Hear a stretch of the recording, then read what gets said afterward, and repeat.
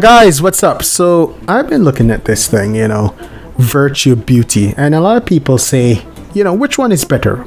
I could have this virtuous woman.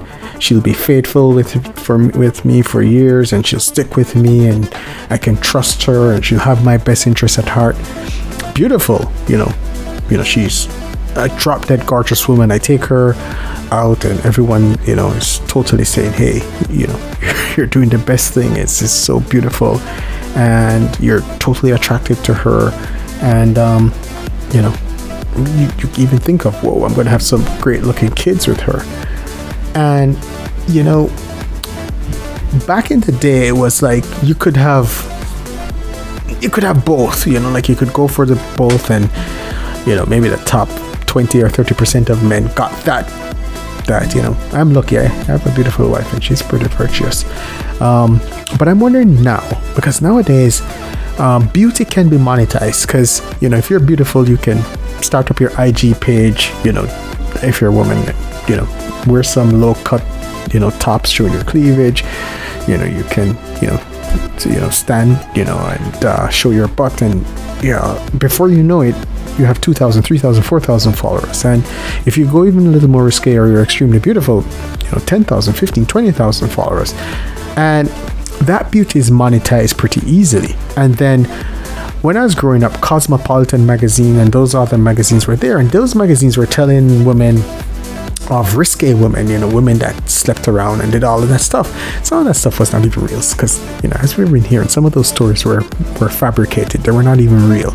And then you had shows like Sex in the City that the liberated women.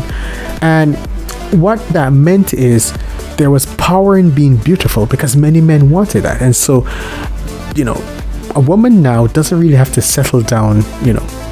There's a great wall. You reach a great wall, and then you have to settle down. But before that, you have hundreds and hundreds of men that want these beautiful women. She goes to the gym, she's in her Lululemon tight clothes and all of that stuff, and she's doing the curls and doing all that stuff, and all the guys are there, and she has an audience. And among those guys, some guys actually want to really become that boyfriend and all that stuff. And so she has choices, so much different choices.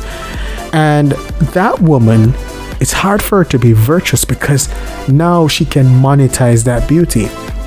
Now I'm sure there are beautiful women who are virtuous, but I think that's getting rarer and rarer now. And I think right now there is this thing where if you're not attractive as a woman, the men find it hard to go after these women. Other than maybe a date and probably a roll in the hay, but they're not looking to settle down, because there is so much weight and price and value put into beauty. And that's causing a lot of issues right now, because we are willing to trade virtue for beauty. And that's something that's going to come back and bite us, because be honest, if you have a woman that lacks virtue, it's not really your woman. You're sharing her with whoever it is that she finds to be a better deal or more powerful, and that's going to be a problem, and something that I think a lot of people need to step back a little and look at. How much do you value beauty in a woman? Because if you overvalue it, are you now discounting virtue? Thanks, guys.